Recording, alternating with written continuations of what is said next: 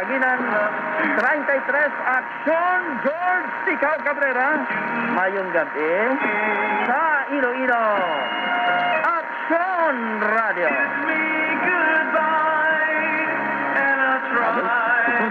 Or objection to the program may be referred to with the listener or to the state of the broadcast service division of National Telecommunications Commission or to the regional director, NTC, Regional Office 6, or to the kapisanan ng mga broadcaster ng Pilipinas, or email to axon_radio_ilo@yahoo.com. Sa malawig na nga tinuig, inyo nga nakaupod ang Aksyon Radio Iloilo. Sa kadalasan, kag mga pagpanghangkan, kami handa na magserbisyo sa inyo. Kag initanan, hindi naman masarangan, kung hindi sunod sa inyo pagayong na suporta. Sa pagbulit sa ibang katiyon sa pagkinahanglan, paagi sa inyo mga donasyon, volunteer work, kag pagpakita sa kabalaka sa komunidad kag sa pungsod. Madamo gid na salamat. Kaupod ang Aksyon Radio Iloilo, kag ang tanan ng mga digital platforms sini, YouTube channel, Facebook page, Twitter, Instagram, kag TikTok. Kabay nga padayon kita nga mag-isa kag magbuligay sa pagtukod sa maayo nga palaabuton para sa tanan. Sama-sama tayo, Pilipino!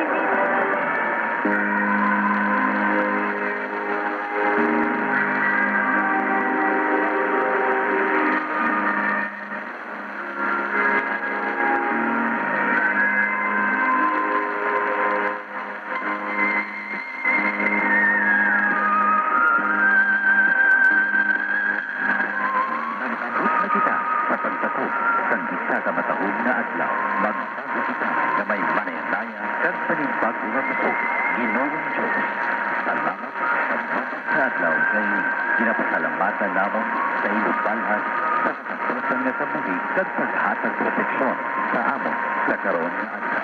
Patawaron mo kami sa amon kasalanan kag ubayan sa tag-tag kation kabay na inubuksan ang amon pagipasuo sa pagpatawaran kag pagkanan kabay na inubuligan ang mga nagaantos kag hatagan mo kami ng kalipat.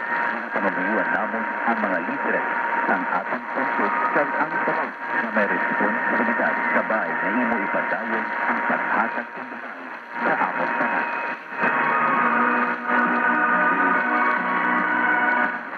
Inyo nabatihan sa kahanginan ang Aksyon Radio Iloilo. Ang Aksyon Radio, isa sa commercial radio station sa Manila. Pinapanagiyahan sa NTC, ang Manila Broadcasting Company sa nahamtang sa Lagkasan Lapan, Iloilo City, ang studio sa third floor ng Carlos Benigno Aquino Avenue, Mandoriao, Iloilo City. Ang Aksyon Radio katapos ng kapisanan ng mga broadcasters sa Pilipinas. Ang Aksyon Radio nagapalayag sa kahanginan sa kalaskugon na 10,000 watts. Nayara sa 720 kHz sa lilisuan ng inyong mga radio. Kag nagapangalagad, pinaagi sa license number BFD 1074-91 na ginhatag ng National Telecommunications Commission. Ang Aksyon Radio mabatian sa kahanginan santo sa broadcasting ethics kag labaw sa tanan para sa pungsudnon nga interest. Ang Aksyon Radio nagapalayag sa kahanginan pinaagi sa amon mga personnel na lisensyado sa National Telecommunications Commission. Engineering Manager, AM/FM Operations Engineer Tony Carr Valdez.